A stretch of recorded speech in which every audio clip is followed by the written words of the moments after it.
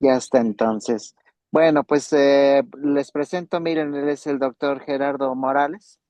El doctor, pues tiene una maestría en química, en licenciatura también, estudió química y en doctorado, pues se focalizó mucho al uso de herramientas quimioinformáticas, modelado molecular, docking, dinámica molecular, para el diseño de moléculas, muy focalizado sobre todo para cáncer con receptores que tienen un papel muy importante en la apoptosis en células. El doctor pues tiene varias publicaciones científicas y bueno, pues tiene una trayectoria muy sólida en esta temática, de la cual él nos va a platicar sobre diseño molecular, del diseño molecular a la validación experimental. Y es que lo que él venía desarrollando de manera computacional, pues lo iba validando en ensayos in vitro sobre células de cáncer en 2 dimensiones y en 3 dimensiones. De hecho, él estuvo en una estancia allá en Francia trabajando en modelos en 3 dimensiones en cultivo celular.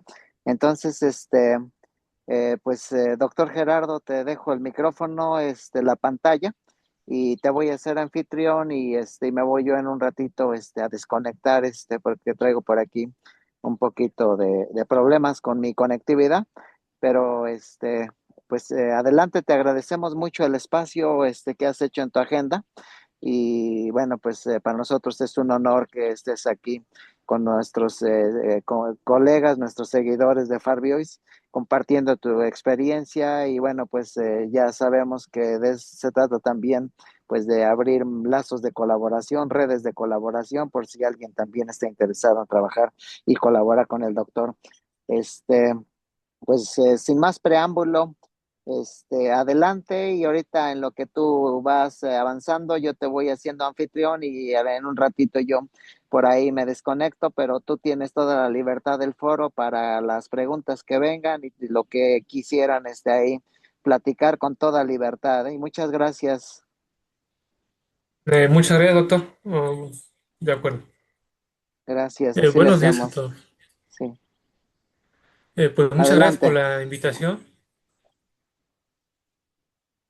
Y bueno, agradezco mucho a los organizadores por esta invitación a este seminario, webinar. Voy a bajar mi volumen por si hay alguna pregunta en el chat, por favor. Lo que pasa es que me escucho. Pues agradezco mucho a los organizadores por por este webinar. Para mí es muy agradable poder compartir un poco de la experiencia en el diseño de con moléculas bioactivas. En mi caso, moléculas con actividad anticáncer.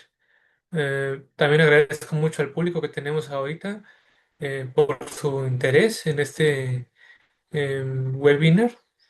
Y sin más preámbulo, quisiera mencionar primero, voy a cerrar esta ventanita, dentro de bueno, las personas que nos dedicamos a la química medicinal, al descubrimiento de fármacos, pues encontramos que en la actualidad hay una gran cantidad de medicamentos con diferentes estructuras moleculares.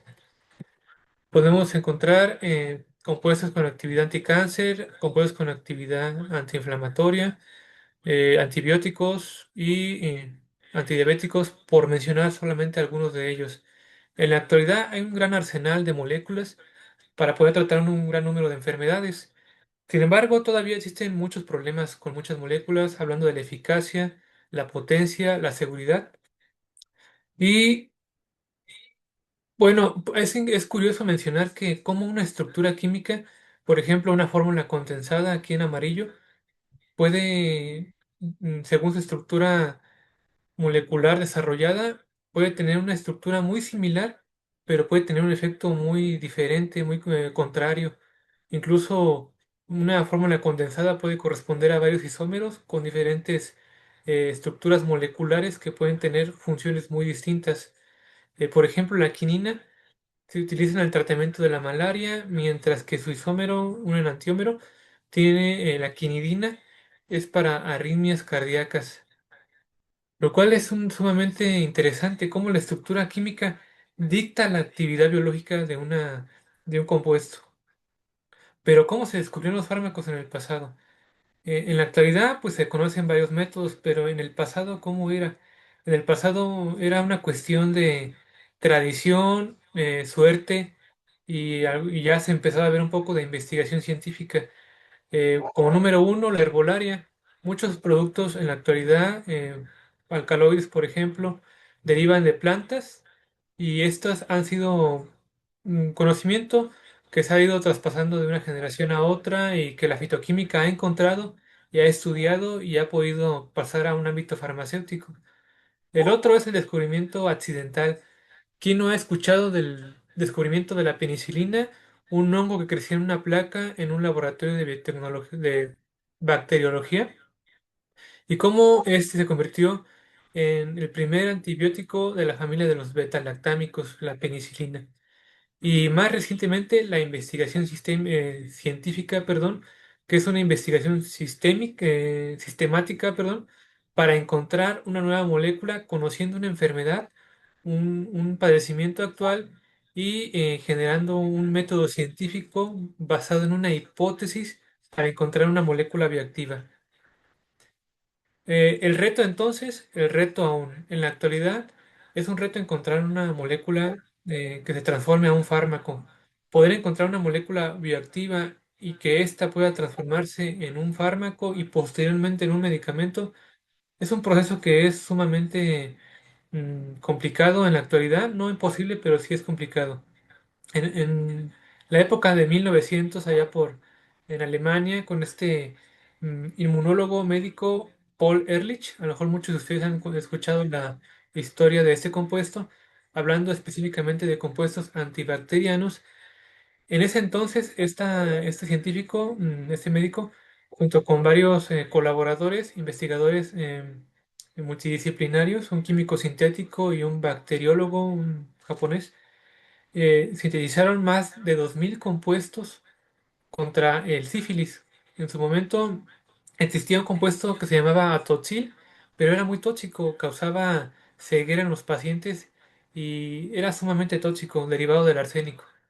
Estas personas sintetizaron varios compuestos, 2000 compuestos, llegando al compuesto 606 llamado salvarsan, el cual fue efectivo con la espiroqueta de la sífilis, o sea, eliminándola, y posteriormente obtuvieron otro compuesto que se llamó neosalvarsan, que fue una modificación para modificar su, vamos a decir, su farmacocinética, una mejor absorción, al cual le llamaron neosalvarsan. Es curioso porque ya en ese entonces ya había químicos sintéticos, ya se probaron una gran cantidad de compuestos, ya había bibliotecas de compuestos, 2000 compuestos, lo cual es un trabajo sumamente enorme. Hablando de probar 2000 compuestos en modelos murinos, como son en conejos, y únicamente obtener dos compuestos como candidatos, es justamente lo que refleja el trabajo en la actualidad.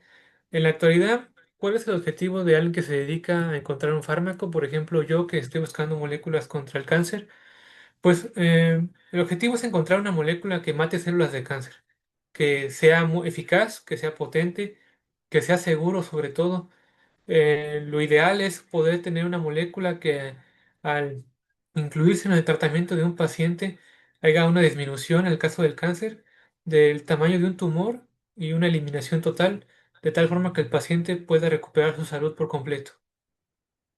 Pero ese escenario es un escenario que es complicado en la actualidad, no imposible, pero conviene conocer en qué etapa del diseño de fármacos estamos abordando este problema. Actualmente existen cuatro etapas para poder obtener una molécula aprobada en el mercado. La primera es la fase de investigación, que es el descubrimiento de una entidad molecular, conociendo una enfermedad, conociendo proteínas implicadas, conociendo candidatos farmacológicos. Aquí se puede tener de 5000 a 10000 compuestos, por ejemplo, y reducirse esta lista a 250 compuestos en la fase preclínica. ¿Qué se hace en la fase preclínica? Es la evaluación in vitro, es decir, en el laboratorio, la evaluación in vivo, en modelos animales y con modelos tisulares, son simulaciones de tejidos, organoides, cultivo 3D. Posteriormente vienen los ensayos clínicos, que son con pacientes, personas voluntarias. Hay tres fases: fase uno, fase 2, fase 3.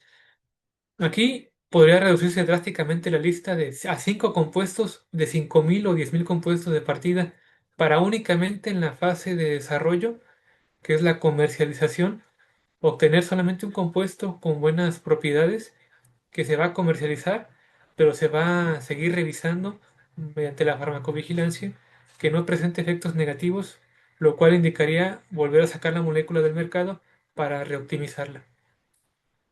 Pero ¿cómo trabajamos en la actualidad para encontrar una nueva molécula? Como ya muchos a lo mejor ya han visto, así como Paul Ehrlich en su momento, hay que identificar la enfermedad. ¿Pero qué es la enfermedad? Es la condición patológica que se desea tratar. ¿Cuál es el problema que se desea tratar en la actualidad? ¿Cuál es el problema de salud que en la actualidad conlleva un gasto al presupuesto nacional, contiene una alta mortalidad? En ese caso, tenemos, por ejemplo, el cáncer, la diabetes, la enfermedad de Alzheimer, por mencionar algunas de las muchas que hay. Eh, Posteriormente es identificar el mecanismo molecular. ¿Qué es el mecanismo molecular? Los procesos biológicos anormales que conducen a la aparición, a la génesis y progresión de la enfermedad. Posteriormente es encontrar las proteínas involucradas. ¿Qué proteínas están involucradas en esta alteración del mecanismo molecular normal? Encontrarlas, listarlas y posteriormente los blancos terapéuticos. De esta lista de moléculas de proteínas involucradas, encontrar aquella que es más importante, la cual, tras su inhibición o bloqueo, va a traer mejores respuestas clínicas.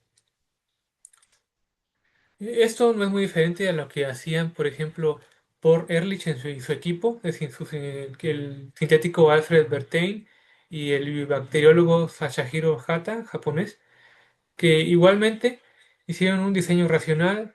Había una molécula que ya existía, atoxil, que era muy tóxico, lo modificaron, hicieron 2.000 compuestos nuevos, los probaron en conejos, se seleccionó el mejor candidato y se obtuvo un compuesto, Salvarsan. Después se optimizó para obtener aún un mejor compuesto con mejores propiedades de absorción, llamado Neosalvarsan. En mi caso, uno de los problemas de salud que están actualmente y que todos conocemos es el cáncer. El cáncer representa una mm, grave problemática de salud actual, en la cual también yo he enfocado mi trabajo, mi formación como químico medicinal. Pero ¿cómo definimos el cáncer en la actualidad? El cáncer, que viene del griego carquinos, es una palabra que define un grupo numeroso de enfermedades derivadas de células anormales que crecen, se diseminan, crecen, se multiplican y se diseminan sin control en cualquier parte del cuerpo. En la actualidad existen una gran cantidad de cánceres que se pueden ubicar en diferentes partes de la anatómicas, cáncer de esófago, cáncer de páncreas, cáncer de pulmón y la gran mayoría son muy agresivos. Esto es resultado de pues, factores exógenos como la contaminación ambiental, que ya todos sabemos, radiación, exposición a carcinógenos, que a veces con nuestro conocimiento o sin nuestro conocimiento tenemos exposición a carcinógenos, factores endógenos, como son los factores genéticos, que son las mutaciones cromosómicas, y los factores epigenéticos. Les mencionaba que para poder diseñar una nueva molécula, un nuevo fármaco, es importante conocer la enfermedad. Y después de conocer la enfermedad, es conocer la biología detrás de la enfermedad. Las células de cáncer son células que presentan características adquiridas. Aquí el doctor Hanahan, ya hace por allá unos años, publicó varios artículos de las características que tienen las células de cáncer respecto a las células normales. Menciona 14 características, las cuales las paso acá en español. Esas 14 características son características que no están presentes en las células normales. Por ejemplo, reprogramación epigenética, regulación del metabolismo celular, son células más resistentes.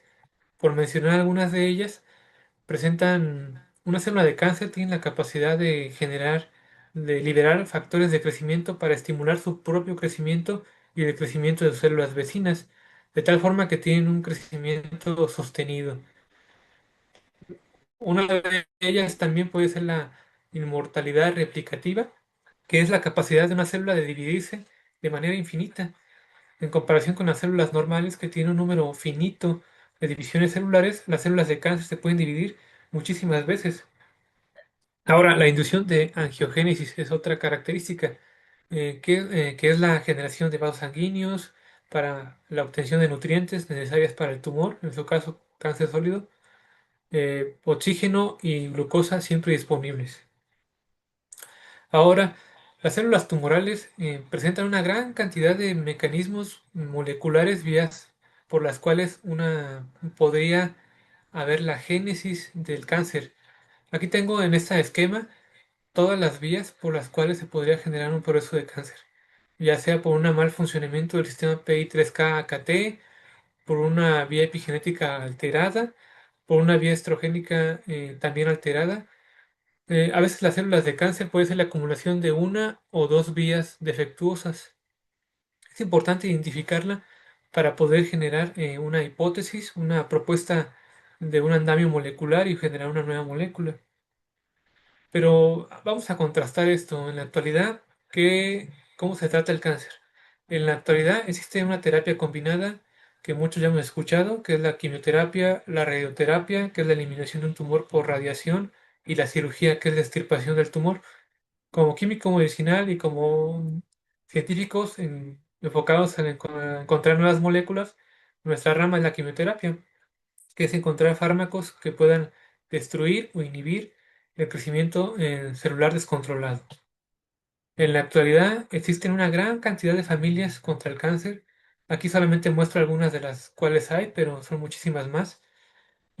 Compuestos derivados del platino, compuestos antimetabolitos, y esos son compuestos que ya están aprobados comercialmente, pero existen también muchos compuestos que son em, experimentales, una gran cantidad de familias experimentales que están en fases clínicas avanzadas y están esperando ver la luz para ser comercializadas. Pero, ¿cuál es el problema actual? Que tienen varios efectos adversos como la fatiga, náuseas, efectos gastrointestinales, vómitos, efectos en la médula ósea, en los capilares del cabello. Es un problema que está constante en todos ellos. Actualmente no se administra un único quimioterapéutico, se utilizan esquemas en oncología en la etapa clínica para poder tratar un cáncer. Por ejemplo, para el linfoma no Hodgkin se utilizan una mezcla de cuatro quimioterapéuticos. Por ejemplo, en el cáncer colorectal se utilizan tres quimioterapéuticos y en el cáncer de ovario dos quimioterapéuticos.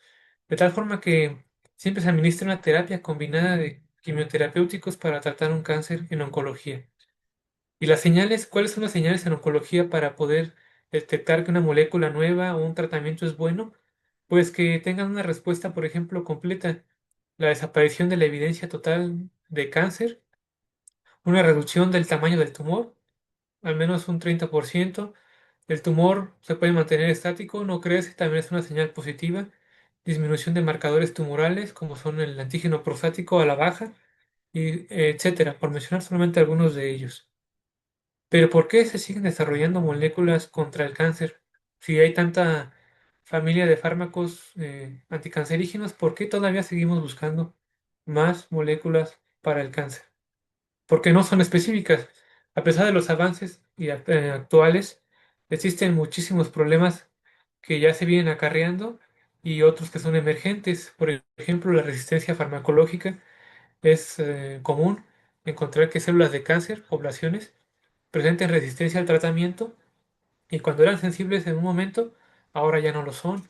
Otro problema es la heterogeneidad tumoral, que significa que en un tumor, por ejemplo, existe no solamente un tipo poblacional de un tipo de células, sino que hay una subpoblación de células diferentes, que por ejemplo algunas van a ser sensibles al tratamiento, pero otras no lo van a hacer.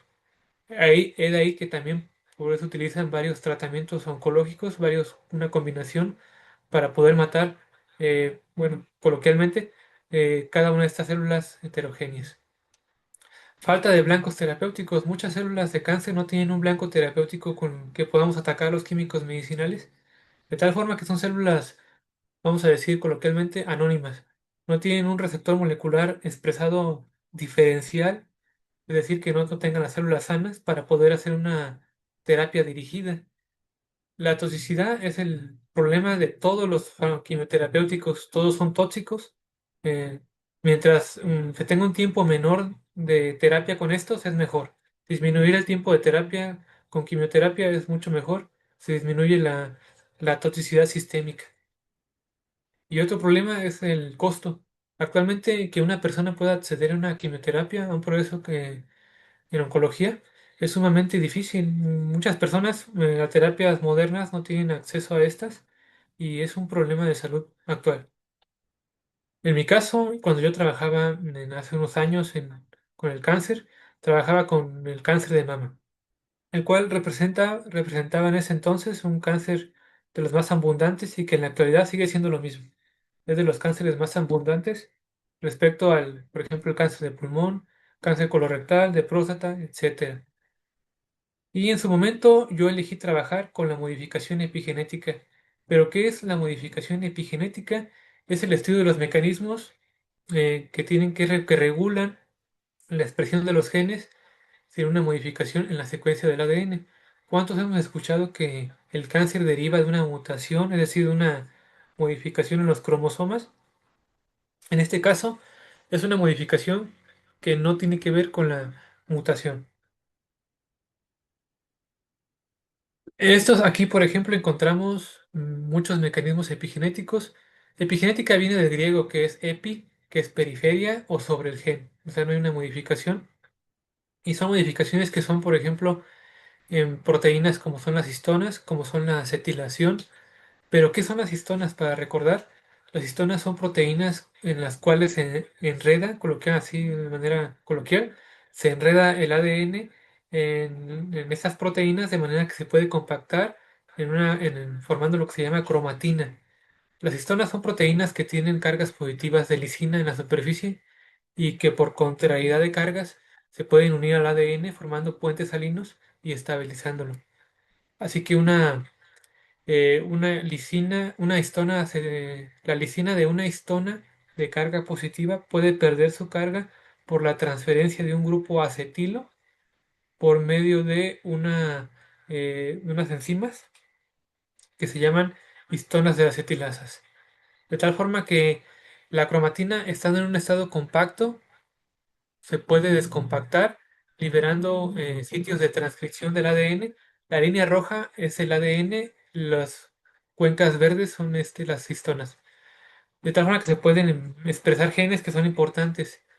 Este equilibrio está por lo que les mencionaba, las histonas desacetilasas e histonas acetiltransferasas. Parecen trabalenguas. Yo me enfoqué en trabajar con las histonas desacetilasas. Cuando hay una actividad normal, hay un equilibrio entre esos sistemas enzimáticos, pero cuando la célula, por ejemplo el cáncer, hay una sobreactividad de las histonas desacetilasas. ¿Qué implica esto? Silenciamiento de genes, que son esenciales para suprimir tumores y por tanto hay una inactivación del proceso natural de muerte celular, sobre todo de células de cáncer. En su momento yo identifiqué que había ciertas isoformas implicadas de HDAC, de histonas de acetilasas, desde ahora les diré HDAC, implicadas en el cáncer de mama. Siendo las más importantes la isoforma 1, 6 y 8 en su momento identificadas. Eh, Mencionar que en una célula de cáncer hay un desequilibrio, como les comentaba. Hay un silenciamiento de los genes, específicamente del gen P53, de tal forma que cuando hay un silenciamiento de este gen, la célula de cáncer puede proliferar libremente por la sobreactividad de las HDACs. Cuando existe un grupo de moléculas que se llaman inhibidores de HDAC, histonas de acetilasas, que al inhibir estas enzimas se recupera el equilibrio y se puede expresar las proteínas que son guardianes del genoma, de tal forma que se lleva a la célula a apoptosis. Las células de cáncer van a morir. Pero para abordar este trabajo en ese entonces y en la actualidad también, existen muchas más herramientas, a diferencia de Paul Ehrlich en su momento, allá por los 1900. En la actualidad contamos con herramientas computacionales, que es el diseño de fármacos asistido por computadora o métodos in silico. ¿Qué son estos métodos? Son programas computacionales, algoritmos que vienen incluidos en estos para poder hacer una identificación de dianas terapéuticas usando la genómica, la proteómica, bases de datos cristalográficos. Se puede diseñar un ligando en base a la estructura proteica de una proteína que ya conozcan de interés. Y si incluso si no conocen la estructura de una proteína que es de su interés, se puede modelar la estructura de la proteína conociendo su secuencia primaria.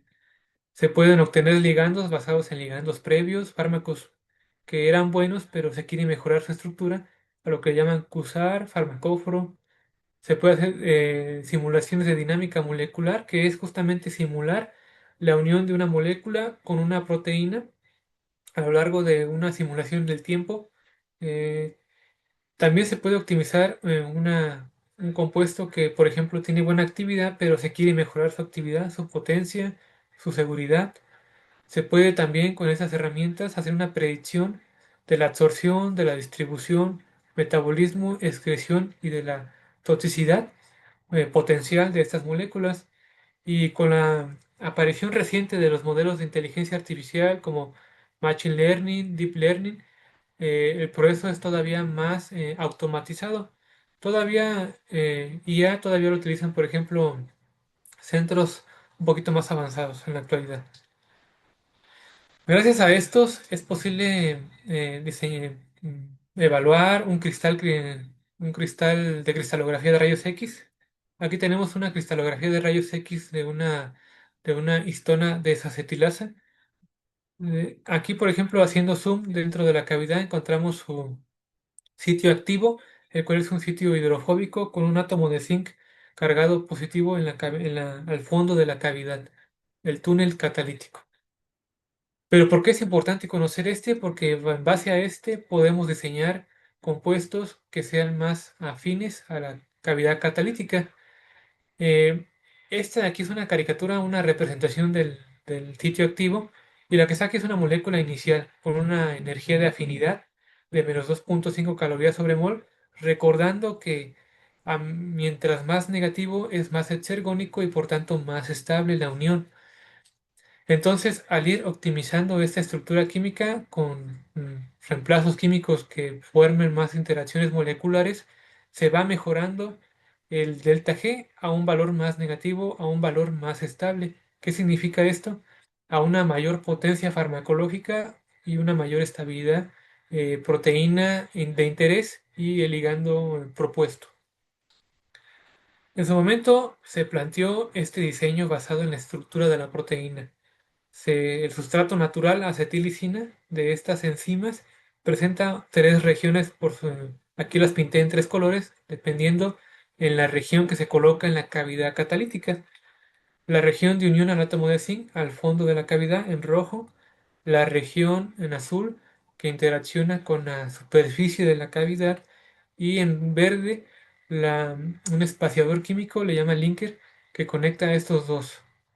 Casi todas las moléculas, en lo que he visto en mi experiencia, obedecen este modelo, dos grupos químicos que se conectan con un espaciador a lo largo de una cavidad catalítica. Gracias a este modelo se ha podido obtener en el mercado cinco compuestos comerciales inhibidores de HDAC contra cánceres hematológicos. Actualmente mi estrategia, bueno, no actualmente, en ese momento, yo hice una modificación del fármaco llamado Borinostat, también conocido como Saja. Este se propuso en su momento modificaciones químicas en los grupos laterales a fin de disminuir la toxicidad y aumentar un poco la selectividad por las histonas de acetilasas. En ese momento se propuso una biblioteca de reemplazos, tanto para un grupo, tanto para el otro.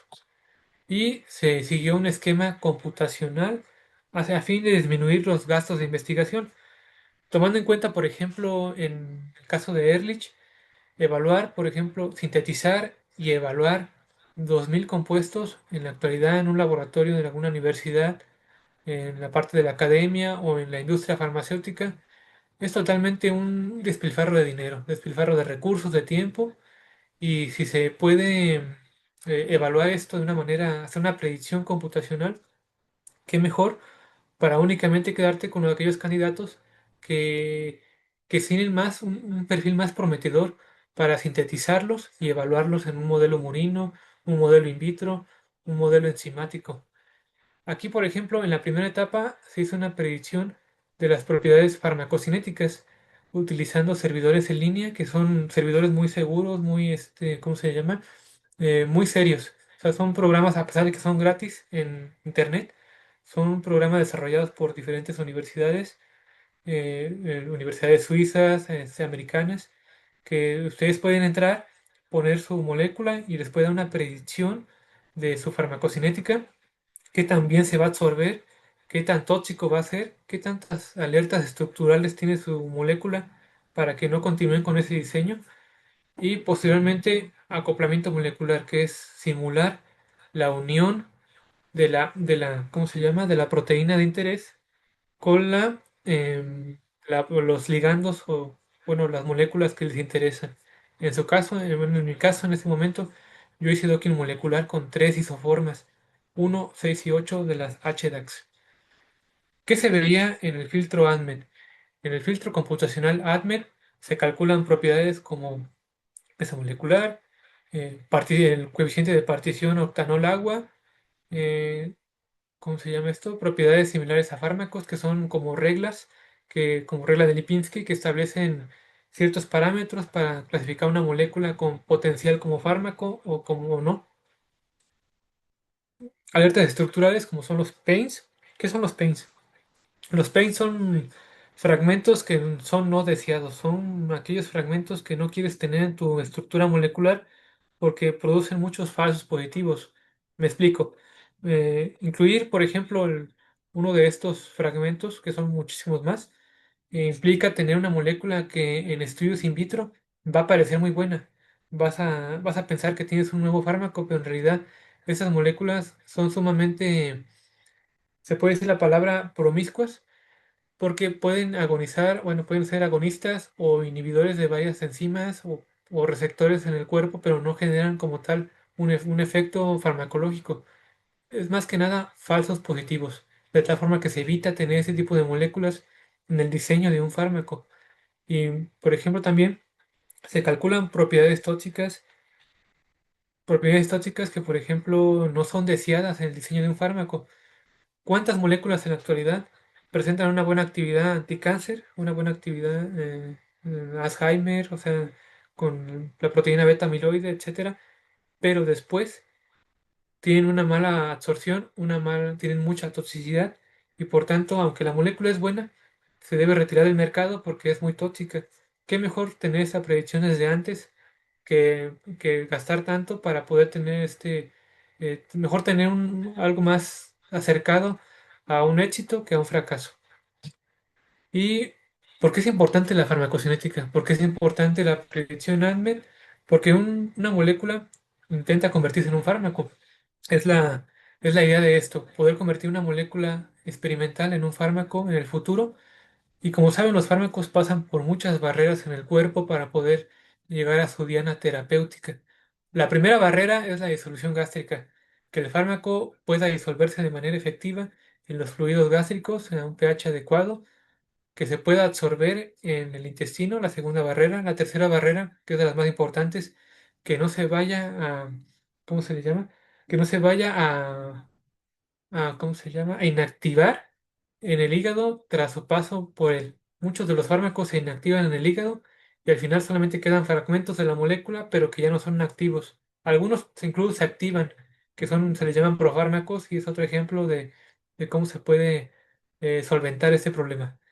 Otra barrera es la distribución sistémica.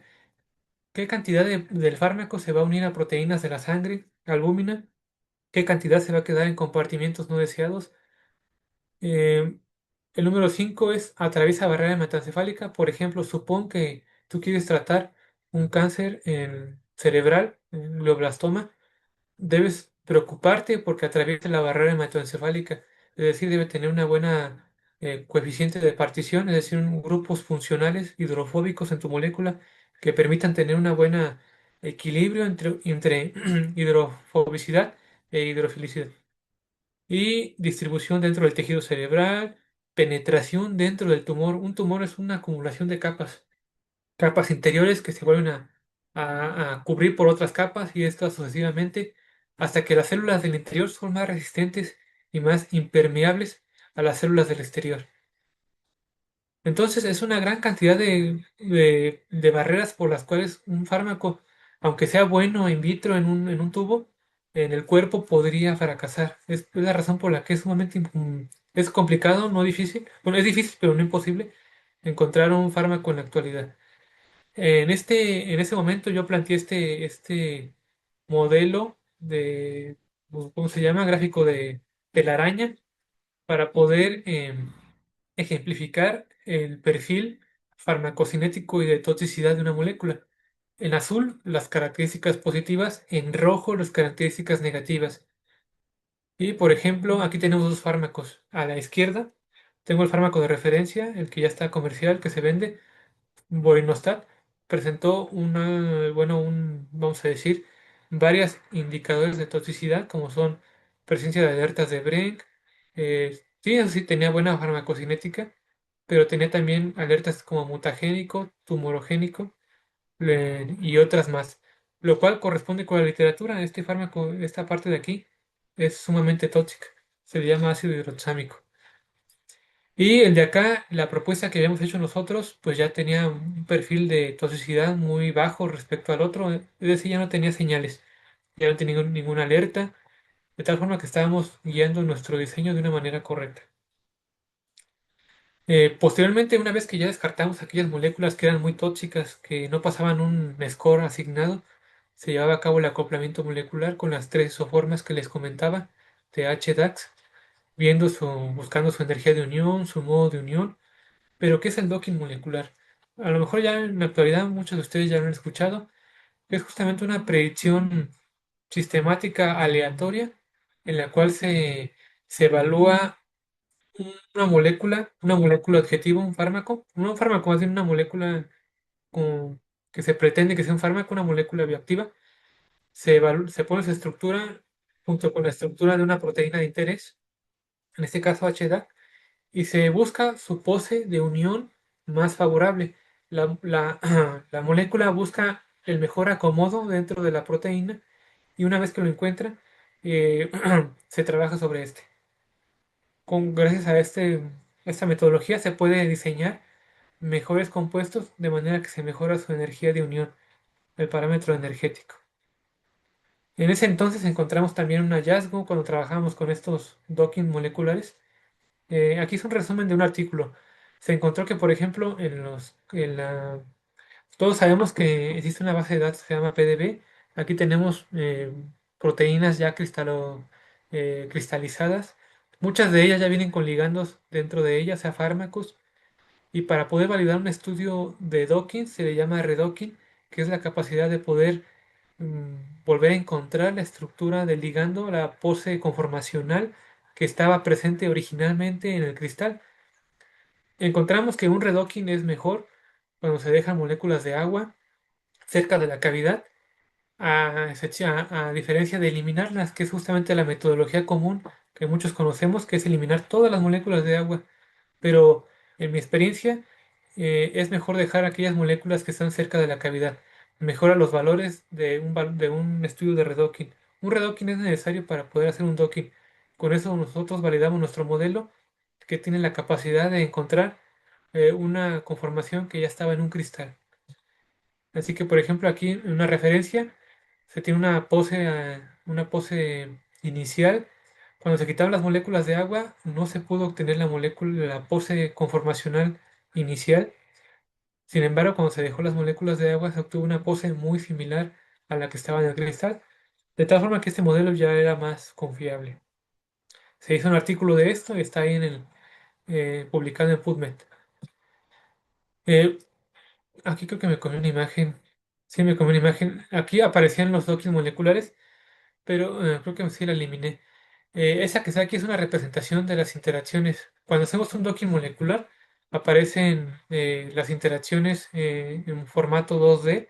Cada círculo que está aquí son los aminoácidos y cada línea punteada son las interacciones, el tipo de interacciones con las que está interaccionando la molécula. Una vez hecho esto, se genera una tabla como las que están aquí, se genera un score, se suman los scores del ADMET, energía, de docking, y se seleccionan las mejores moléculas.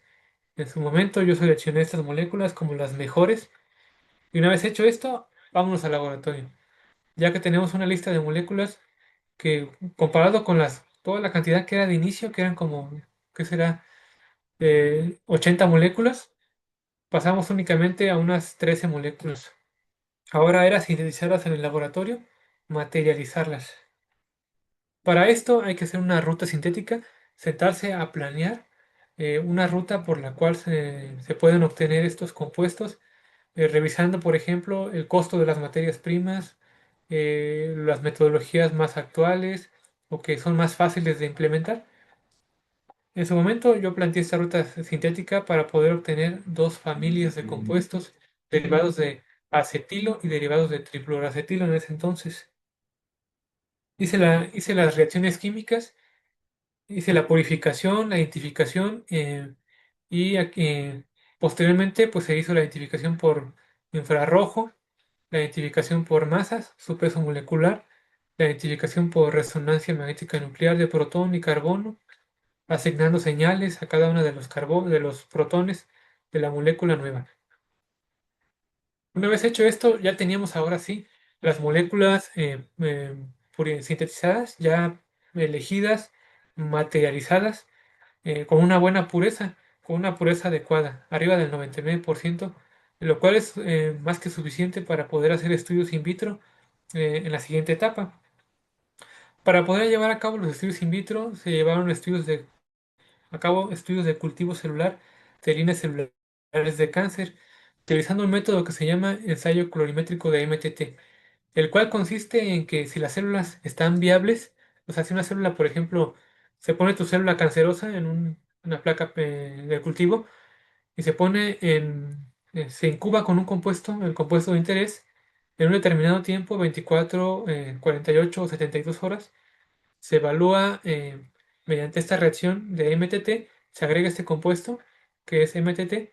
Si las células están viables, es decir, vivas, metabólicamente, tienen un metabolismo activo, van a reducir ese compuesto a un compuesto de color púrpura. Se va a ver aquí en la placa un color púrpura. Es decir, a mayor color púrpura, hay más células vivas, es decir, menos células muertas por tu compuesto. ¿Qué es lo ideal? Encontrar pozos con un tenue o nulo color púrpura, que es lo que estamos esperando, que tu compuesto haya matado más células de cáncer en una concentración baja.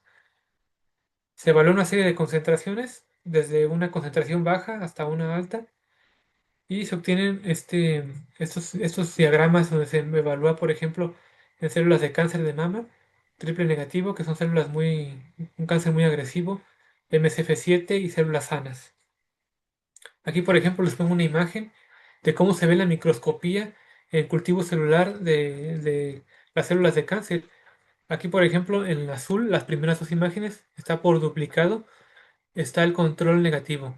Son aquellas células de cáncer que no tienen ningún tratamiento, son células creciendo en total comodidad, vamos a decirlo coloquialmente, y se va aumentando poco a poco la concentración del compuesto, 10 micromolar, 30 micromolar, 60 micromolar, y vean cómo las células van cambiando su morfología, su número de células. Aquí prácticamente las células ya están muriendo, aquí ya están totalmente muertas. Igualmente con las células. Bueno, aquí me equivoqué. Aquí antes eran MCF7, ahora son MDA231, otro tipo de células de cáncer de mama. Aquí también están las células normales, se va aumentando la concentración y vean cómo va disminuyendo la población de células y va cambiando su morfología. Con esto pudimos sacar un artículo en el doctorado y posteriormente bueno, no posteriormente, durante mi doctorado tuve la oportunidad de hacer una evaluación en modelos tridimensionales. Pero antes de pasar a estos, mencionar por qué son importantes estos. Ya habíamos trabajado en placa, en modelos 2D, en el laboratorio, en una placa de cultivo, pero ahora una placa de cultivo está muy distante, es muy útil, claro, pero está distante, por ejemplo, de resultados más reales. En un ambiente fisiológico, un tumor tiene matriz extracelular. Un tumor tiene muchas capas celulares amontonadas uno sobre las otras y dentro de ellas están células todavía más resistentes. Es decir, las células presentan un gradiente de nutrientes y un gradiente de oxígeno.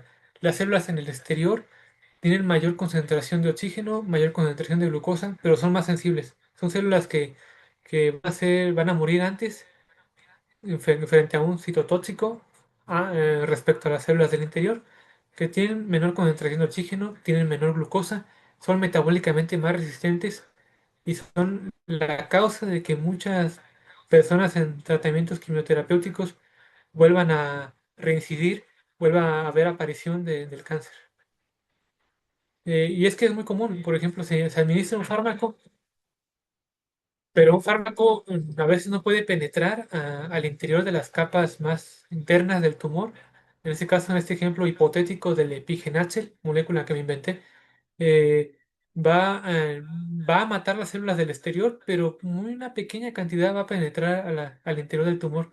Y ese es un problema actual, es un problema que se está ahorita abordando en varios centros de investigación, intentar matar esas células pluripotenciales que están en el centro del tumor.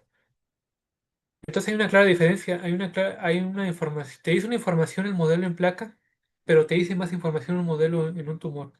Para esto existen unas técnicas que se llama cultivo 3D.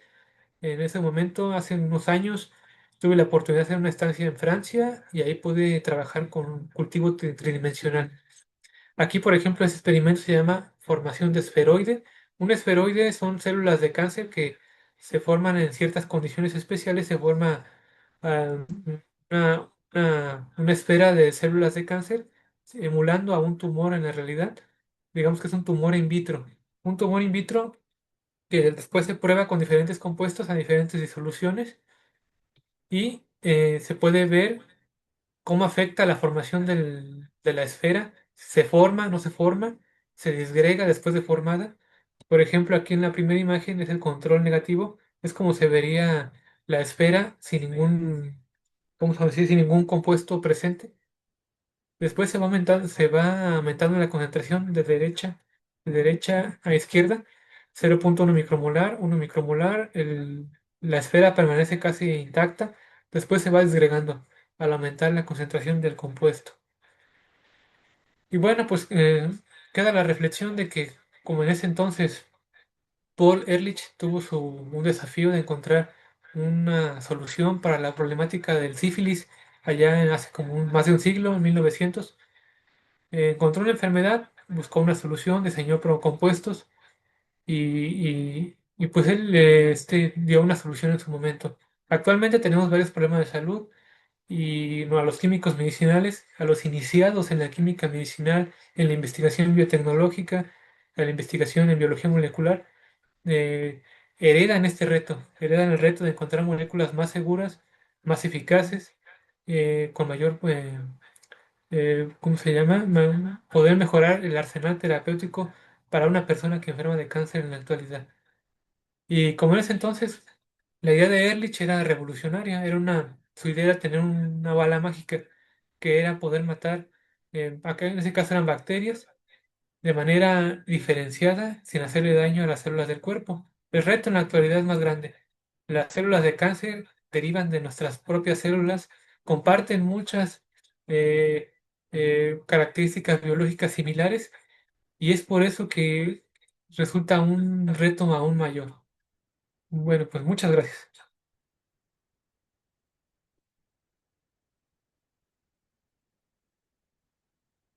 Y a continuación, me parece que tengo la moderación. Si tienen alguna pregunta, con mucho gusto pueden encender el micrófono y yo se las voy a contestar. Bueno, si puedo contestárselas.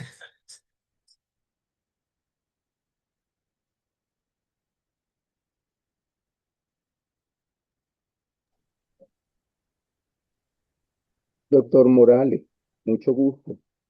A ver, voy a subir el volumen. Le habla el doctor Marco Álvarez de Caracas, Venezuela. A ver, si puede repetir su pregunta de favor. Creo que Ah, no lo escucho bien. eh, lo saludo desde Caracas, Venezuela, doctor Marco Álvarez. ¿Me Creo, escucha? ajá. ¿Cree que puede poner su duda en el chat, de favor? Ok. Tengo un problemita con la conexión, no sé qué está pasando, pero con mucho gusto puedo leer su chat y veremos a ver su pregunta más detalladamente. A ver, el chat está aquí habilitado. Comenta que es el doctor Marco Álvarez de Venezuela. No ha preguntado, Ah, muy solo bien. se presentó. Ya de hecho Ah, muy bien, ok. en el chat Mucho pueden gusto, doctor. también poner sus preguntas. Sí, es mejor en el chat, lo que pasa es como que el audio está fallándome un poco a mí. Dice el doctor José Luis Hernández, hola, buenos días, doctor, disculpe. ¿Cómo es que podemos ver los paints? Bueno, vamos a contestar esta pregunta. Los paints los podemos ver en, bueno, hay un artículo sobre esto. Lo pueden buscar así como está, paints en PubMed o Google Scholar y va a venir ahí una lista de fragmentos que podrías tú evitar, puedes tenerlos tú a la mano, pero ya hay una manera más fácil. Existe, por ejemplo, un servidor web. Ustedes entran a un servidor que se llama SwissAdmin. Es una página sueca.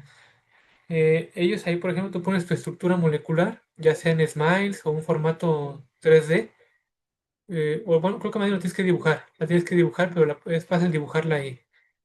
Le das calcular propiedades ADMET y te va a generar todo un informe de la farmacocinética, todo un informe de las propiedades tóxicas y te va a decir si tu molécula tiene presencia de paints.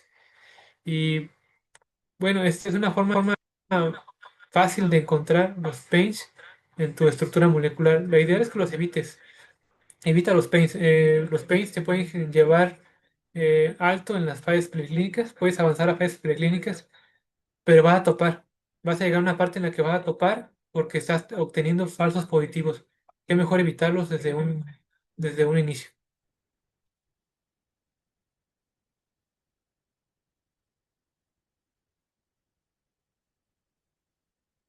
El compañero Marco Antonio, eh, si puede poner su duda en el chat, con mucho gusto puedo resolverlo.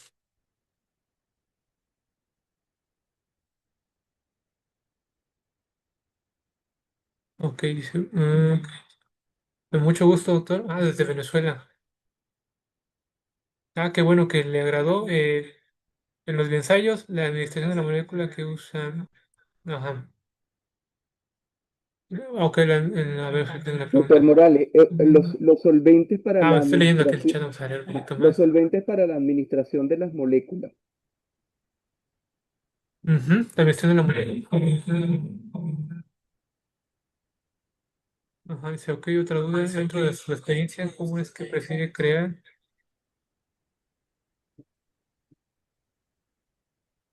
Ok, pues yo utilizo códigos Smiles.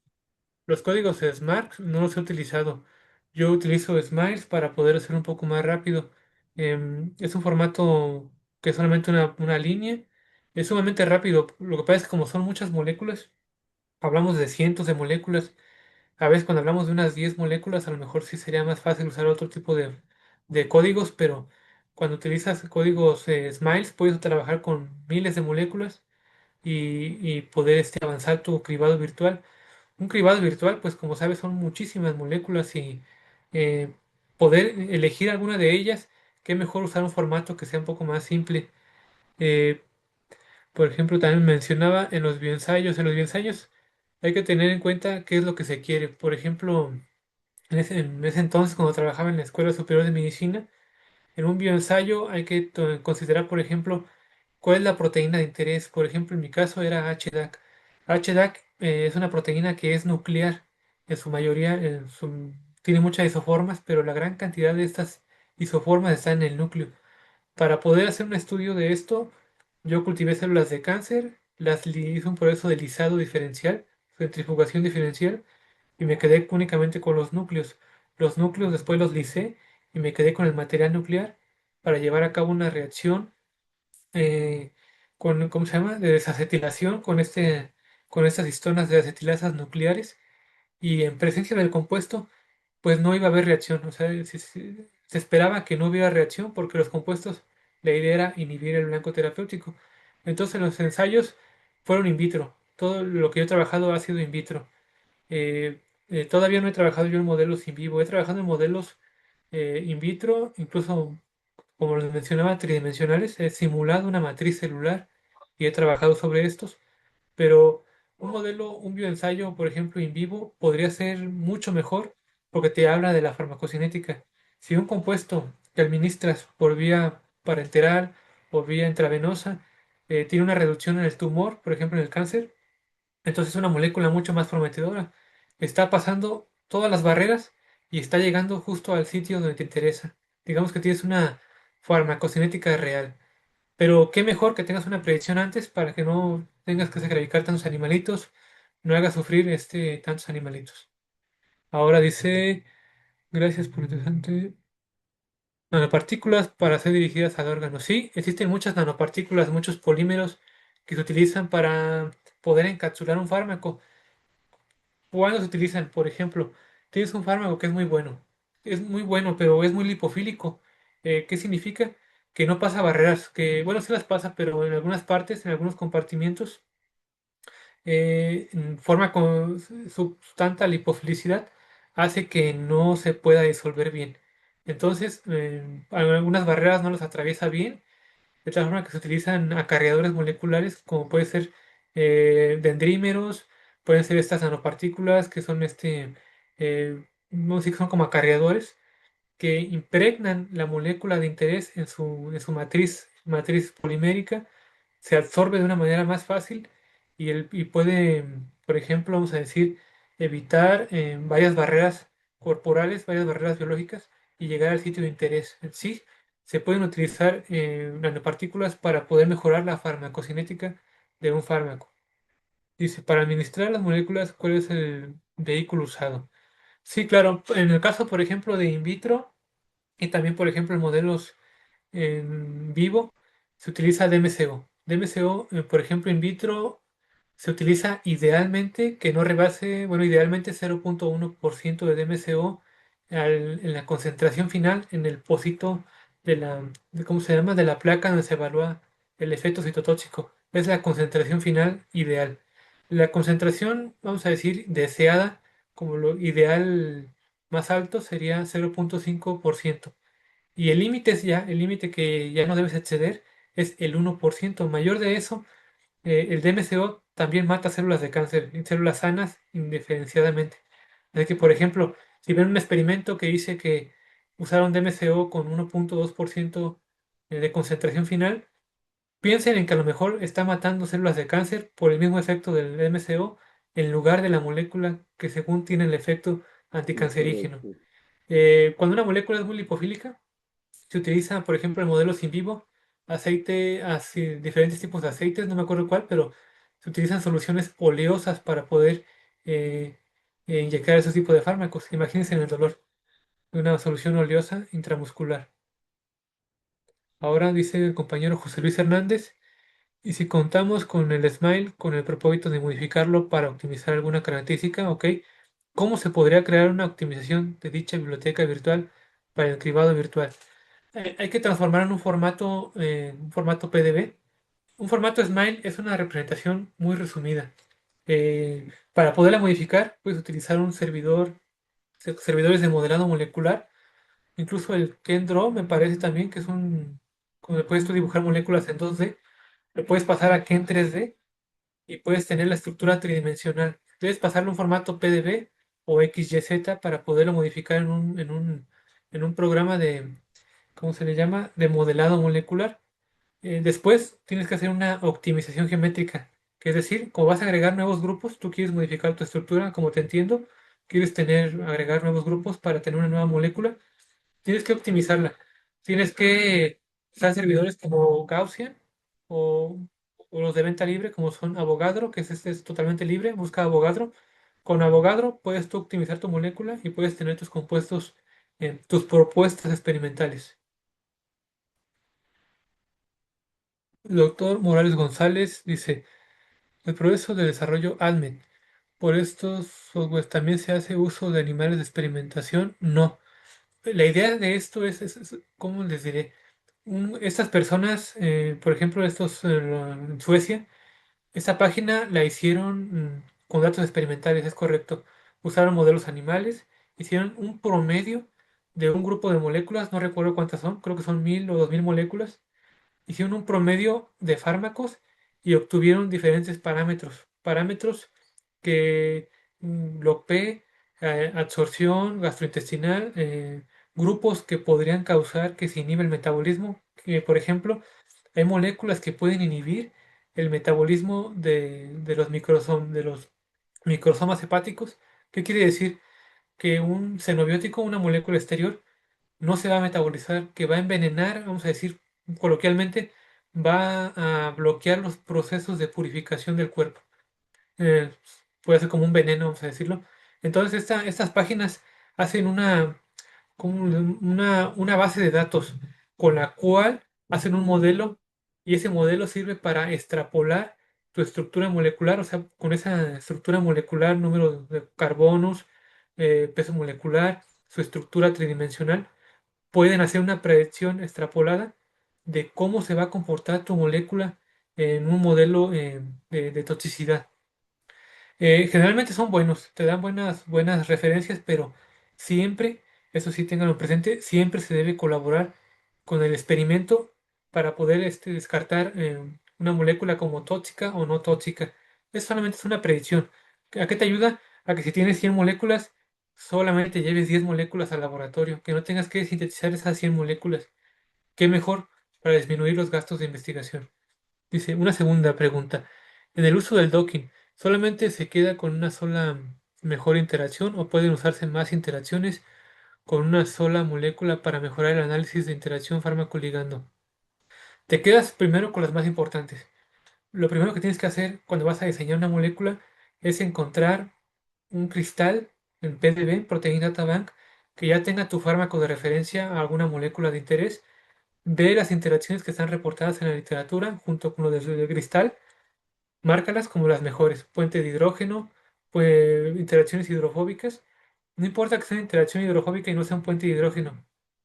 Casi todo el tiempo estamos buscando puentes de hidrógeno, pero hay veces que una molécula puede interaccionar únicamente con fuerzas hidrofóbicas. Esas márcalas como las buenas, como los aminoácidos que son esenciales para ti. Y ¿cuáles son importantes? Aquellas que ya están reportadas que deben tener para poder bloquear un receptor o inhibir una enzima.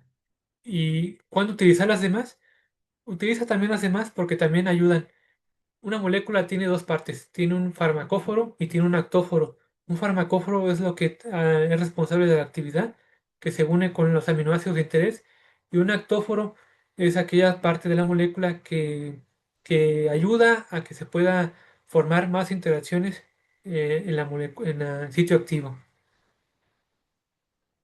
Y, a ver, pregunta de María Soria. ¿Existen medicamentos contra el cáncer en nanopartículas en el mercado? Ahorita no me acuerdo, pero sí existen muchos, por ejemplo, eh, muchos derivados, por ejemplo, de metales, por ejemplo, ahorita se me olvida, pero sí existen bastantes que vienen en preparaciones farmacéuticas con la idea de que de que se evite el efecto del primer paso del hígado, que se administren de manera parenteral o de manera intravenosa, ya que, por ejemplo, cuando pasan por el hígado se inactivan y no se absorben en el tracto gastrointestinal. Sí, seguramente sí existen, nada más que en ese momento ahorita no me acuerdo. ¿Tiene algún equipo particular para el docking molecular, tanto humano como tecnológico? Bueno, el docking es una herramienta estrictamente computacional, totalmente computacional. No existe el docking en vivo. Bueno, sí, se puede decir que sí existe el docking en vivo, vamos a decirlo coloquialmente, que es justamente la evaluación enzimática, pero eso ya no se le menciona docking. Docking como tal se refiere a la técnica computacional. Utiliza un servidor libre, el servidor libre que todos utilizamos, por ejemplo, Autodoc Vina, Autodoc 4.2, em, Moe, también Moe pues es de licencia, pero si tus recursos no son son algo limitados, Autodoc es muy buena opción. En la comunidad científica, sea aquí en Estados Unidos, Alemania, se estoy utilizando mucho Autodoc Tools. Dice, ¿podría por favor repetir los porcentajes de DMSO mencionados? Claro que sí. Mira, lo ideal es que tu compuesto, cuando tienes un stock inicial de tu compuesto tubial. lo disuelves en MCO absoluto, es 100% de MCO, pero vas a tomar una cantidad de ese vial para que puedas disolver en un, vamos a decir, en una placa Petri, en un tubo de una placa de 96 pozos. La concentración final es lo importante. La concentración del DMCO que está vamos a decir, en el pozo, no tiene que exceder ese porcentaje. 0,1% es lo ideal. Nadie te va a discutir ahí, ningún revisor de revista, ningún sinodal de un seminario. 0,1% es un porcentaje que es totalmente adecuado, y si hay algún efecto citotóxico de tus moléculas, seguramente es por tu molécula. El DMCO no está interviniendo. 0,5% es el otro límite. Es como el límite como aceptable. 0,1 es lo ideal. 0,5% es lo aceptable. Digamos que está bien, no hay problema. Y 1% ya empieza a haber como duda. Un 0,9% antes del 1% está bien, se acepta, pero como que ya deja cierta duda. Tienes que demostrar que efectivamente en tu control de células con DMCO a esa concentración, 0,9% o 1%, no se están muriendo. Si lo demuestras, no hay problema. 1% todavía se puede utilizar, pero arriba de ahí, de 1%, ya es problemático. Ya la comunidad científica sabe que si hay un efecto citotóxico, seguramente va a ser por el DMCO. Espero que haya aliviado su duda. Sí, claro, yo creo que puedo ponerlo aquí en el chat. Vamos a ponerlo de una vez. Un momento, por favor. A ver, Gerardo, les voy a dar mi correo por si tienen alguna duda. Vamos a ponerlo de una vez. Es todo en minúsculas. Y también me pueden encontrar en LinkedIn con mi nombre, Gerardo Morales Cerrejón. Me pueden buscar ahí. Ahí tengo también mis redes sociales y puedo también, si abren un chat, les puedo también contestar ahí. ¿En qué dirección puedo escribir? Dice.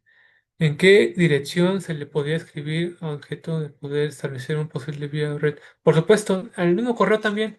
Le puede escribir al correo, doctor, no hay problema.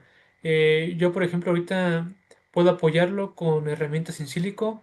Si quiere, por ejemplo, modelar una proteína, no conoce la estructura de la proteína, la puedo modelar. Puedo hacer docking molecular de compuestos que tenga propuestos, y puedo incluso hacer una optimización de sus compuestos también en base al docking molecular. Y sí, estoy abierto a colaboraciones también. Y bueno, parece que ya no hay más preguntas. Bueno, pues muchísimas gracias. Espero que Doctor, estará por ahí una el doctor última Correa. pregunta, es que lo que pasa es que para escribir se hace como que lento. ¿Me escucha? Parece que no está el doctor por aquí ahorita. Ah, doctor, Este, doctor sí, Morales. por aquí sigo. ¿Nos Doctor repite otra Morales. vez su pregunta? Es que no escuchamos. Ah, doctor Ah, no, Morales, doctor, digo que ¿me todavía le escucha, doctor? pasaba la moderación. Parece que ya terminaron las preguntas, doctor. Ah, No, todavía hay otra pregunta. Déjame escuchar a ver qué nos pregunta el doctor. queri- Adelante, quería, doctor. Quería hacerle un planteamiento al doctor Morales, porque estoy abordando el docking molecular con, digamos, en una combinación in vitro de experimentos in vitro, por ejemplo, el efecto del cloruro de aluminio en células, en ganglios, fibras de ganglio de embrión de pollo cultivadas en 3D.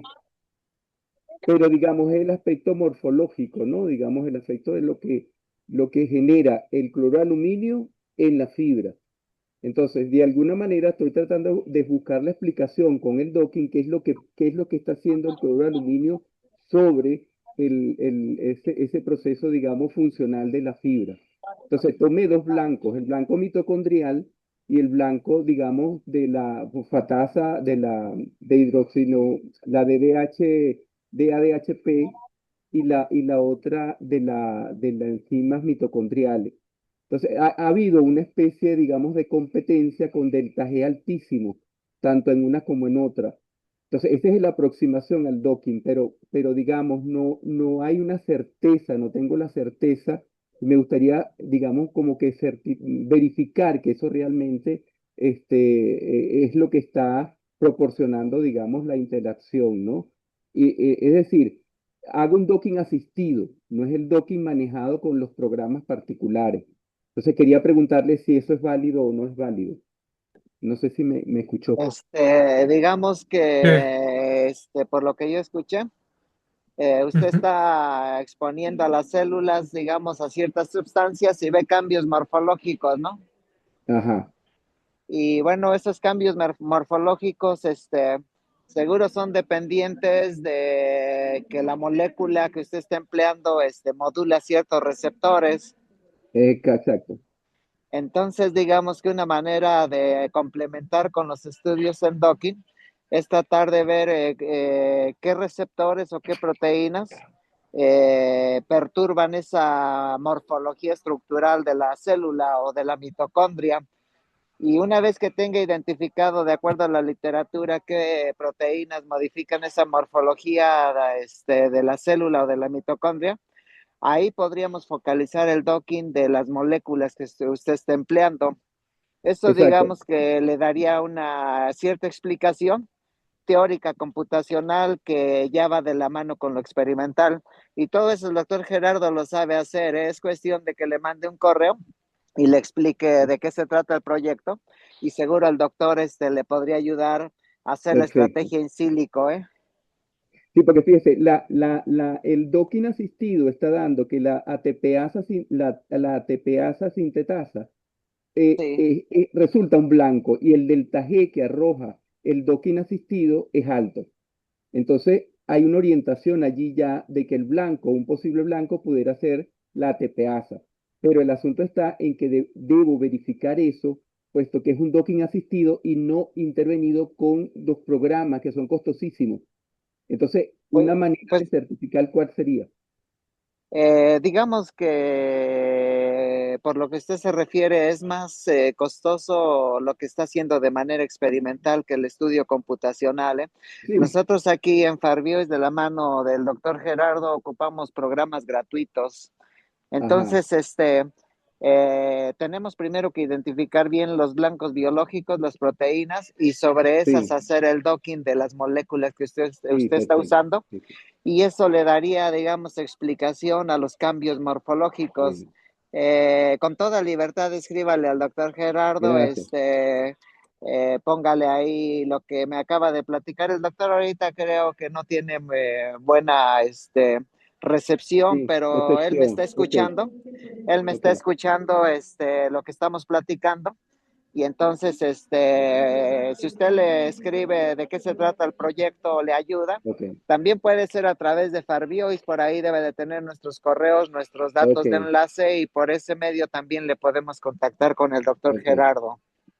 Bueno, muchas gracias, maestro. Además que tengo una historia con el Politécnico de México, porque hice mi tesis de grado por allá con el doctor Argüello, ya fallecido. Entonces es una historia muy linda Ah, que tengo en el sur, allá en el Politécnico.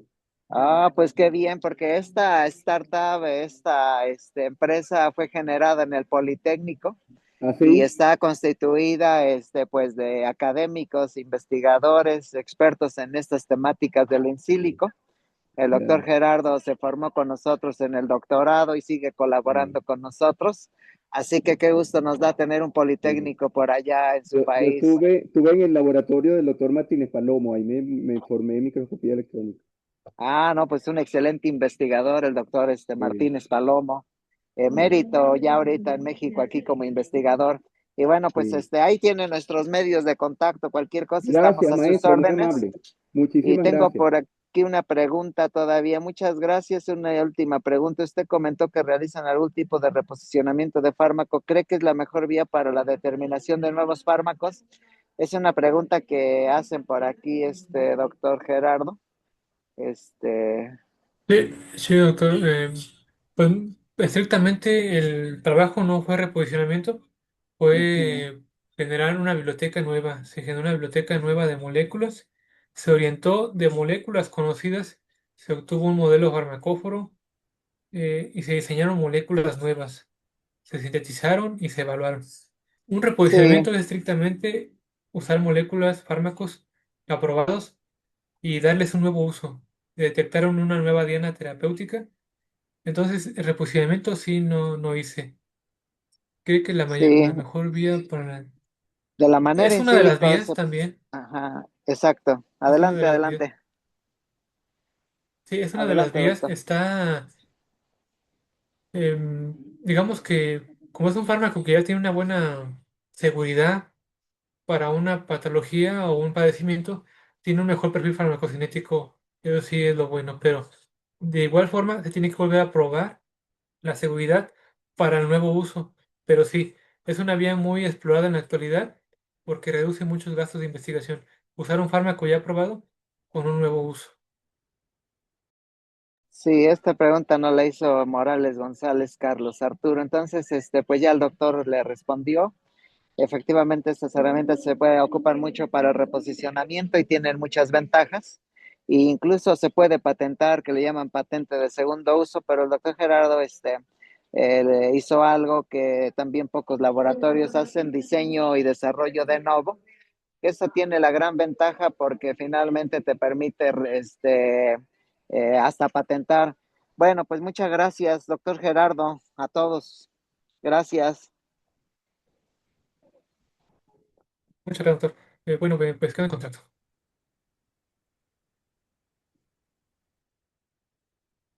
Pues parece que ya no tenemos más preguntas. Ya están los datos del doctor, cualquier cosa, y te agradecemos mucho, doctor Gerardo, y a todos por su asistencia. Que tengan buen día. Gracias a usted, doctor, por la invitación. Y gracias Ahí al público seguimos, también. sí, seguimos en comunicación. Gracias, adiós. Gracias. Hasta luego.